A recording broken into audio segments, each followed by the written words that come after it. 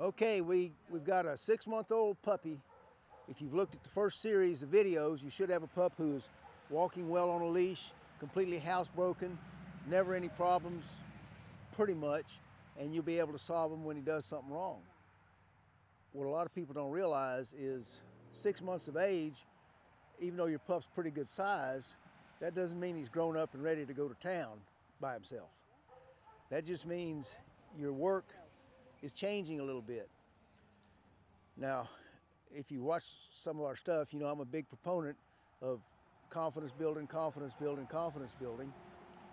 We need that for security dogs. We need that for agility dogs, jumping over these tremendous jumps, going through tunnels. And guess what? You need that for your pet too, because you don't want a dog going out in public scared to death of everything he hasn't seen and biting somebody out of fear. So towards the confidence building, that's been the major portion of your first 6 months segment. The second 6 months is where we're going to polish that off and make sure that he is just perfect, okay? There's a lot of little things you can do with your dog. One of them is simple agility, having him do jumps. It's really about just being a part of your dog's life. And hey, this is a 6-month-old Western Shepherd pup named McCoy, because he are the real McCoy. He's got his own unique way of hopping over stuff. There we go, that looked a little bit better. But this is what we're gonna do at 6 months of age. We're gonna start asking our dogs to do more athletic things. Their joints should have firmed up quite a bit depending on the dog. The larger the dog, the slower these growth platelets at the ends of the joints are going to develop. So if you've got a 6 to 7 month old golden retriever, he's going to be good to go for over jumps and things of this nature. If you've got a 6 or 7 month old Cane Corso, not so much. You may want to keep your jumps toned down. And of course, we're only jumping in grass and soft dirt. We're not going on hard concrete. You don't want to have your dog bouncing his joints off of asphalt. All of these little things are going to go to making him the really excellent companion you want him to be.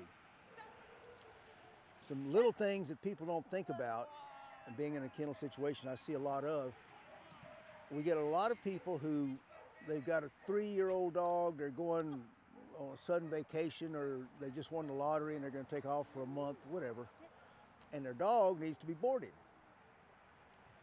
Their dog's never been boarded before, okay? So they bring the dog to the kennel. Even if you go to the fancy pet motels, you know, they're going to be put in a room by themselves, maybe a little glass in it so you can peek in and see if the dog's there. It's quieter, but it's still scary. The dog's never been there before. Maybe there's other dogs barking. We don't know, but they might be there to swallow him. So what I recommend strongly to everybody, at 6 months of age, your dog should be relatively social. You need to plan for these events. You don't need your dog going through a week of fear because you took a vacation. While you're having fun, he's sitting in a corner worried if he's gonna ever see you again.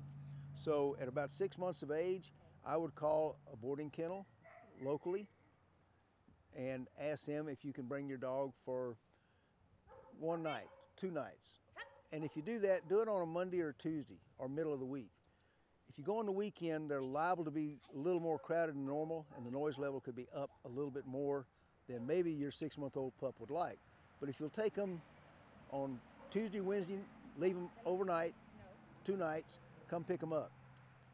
Wait a week or two, go back, do it 2 more nights. Now, pick them up. Your dog has total comprehension that when he goes to some strange place with funny dogs barking at him, he ain't being left forever and ever and ever. So that's one of the big things that I recommend everyone to do. The second thing, of course, is getting them into little bitty things.